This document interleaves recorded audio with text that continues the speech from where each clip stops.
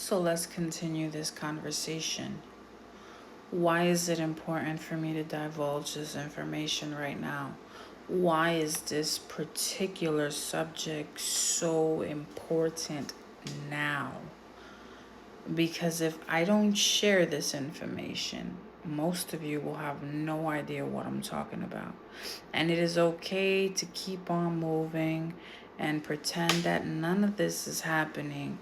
But there are some of you that know something feels off. And if you at least understand why you feel like something is off and that you're not wrong to feel this way, then maybe, perhaps, you can dive in within and pray and talk to the Creator or whoever it is that you believe in and get some kind of download, some kind of information or revelation. So, why is revelation important? Because the actual word revelation or apocalypse is to reveal something that has been hidden for so very, very long. And now it is the time to crack the seals of the book, so to speak, to crack open the knowledge and the wisdom and share it amongst each other, right?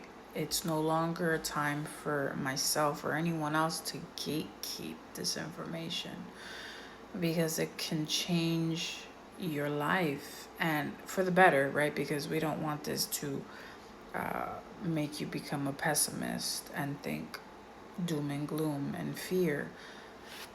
The reason we share information in general is to help, to encourage, to have you be aware of what's going on, why it's going on, and so that you're not afraid because you're not caught off guard. Truthfully, for me, I'm not one to purposely share information that is going to bring fear. What I want to bring is peace.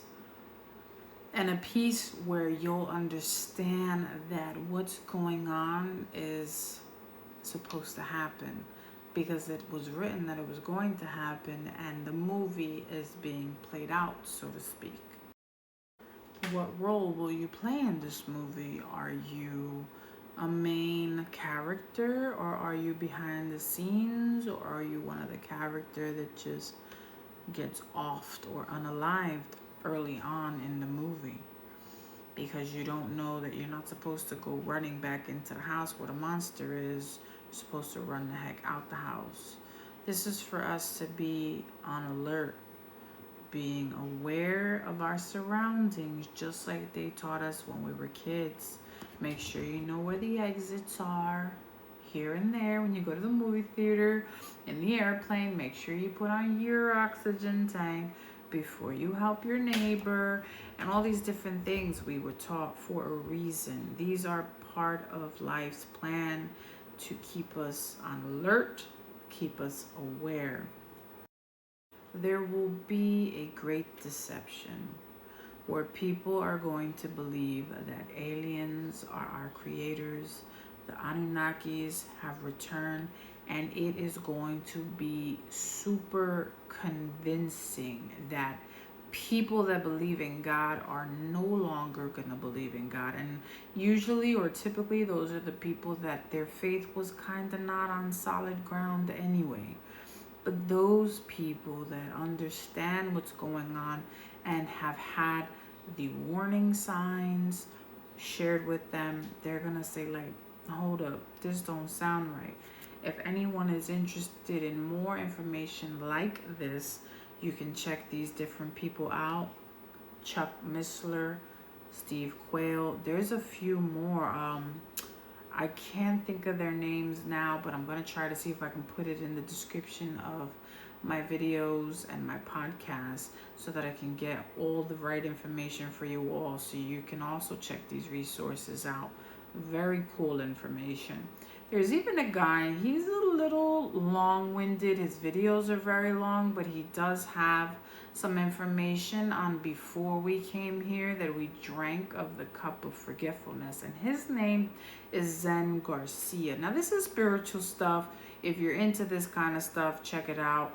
If you're not into this stuff, that's also fine. But if anybody wants to do some more research of their own, you could dive into the Book of Enoch, the Book of Adam and Eve. Um, the book on the origins of the world is a little wonky. If you understand all the things that are going on in these other books, it might be very interesting. You could do the audio books. There's a lot of audio information if you don't want to actually read. Some people stay away from these books because they're not in a 66 book canon, but I read everything because I feel that there is wisdom and there's discernment in all writing. There is something for everyone in everything. And I think even in those things that people would say, stay away from, like the Book of Enoch, I read it because I realized that the deception that is coming to the earth or is already here was written about. And I feel like that's why they don't want you to read the book, because it's going to tell you that the angels taught people to do all kinds of things, and it's happening once again. These fallen angels and these fallen beings have already been playing with us because we're talking to them like a Ouija board. Back in my day, we were told not to play with the Ouija board, but of course, curiosity always killed the cat, and children always mess with it. And I had some supernatural experiences. One time, I wasn't supposed to, but my friends all came over after school, and this thing that they were talking to was a little girl supposedly named Neve, which is in Portuguese means snow. And a chunk of my friends at that time were Portuguese kids, and we were all hanging out at the house. And so the girl said her name, and then they asked her, they said, "Can you touch the cat, my cat Snowy?" And as many of you know, cats see things that we're not supposed to know about or we're not able to see because they have this sixth sense.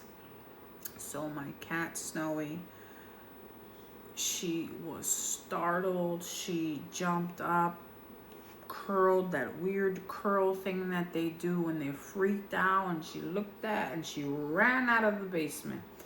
And after that, a lot of freaky things were happening in the house. Brand new lights that my dad had installed, brand new. My bedroom space and all the bedrooms, everything was brand spanking new. New outlets, electrical, paint, walls. I mean, like, it was from the ground up. Things were flickering that shouldn't have been flickering. Doors were slamming that were not supposed to be slamming.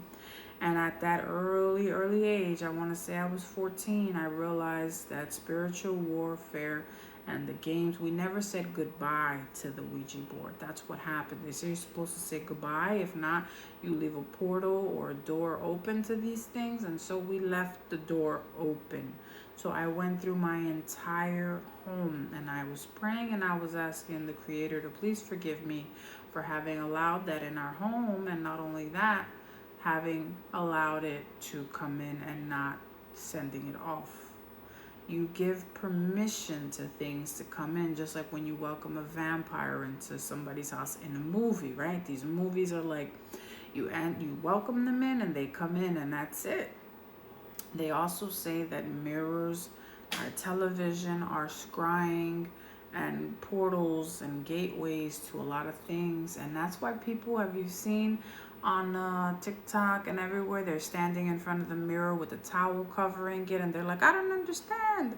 And then they're like, the one in the image is moving in the mirror, but I'm not moving. And it's just creepy stuff. We don't understand what we're messing with and what we're channeling, everybody.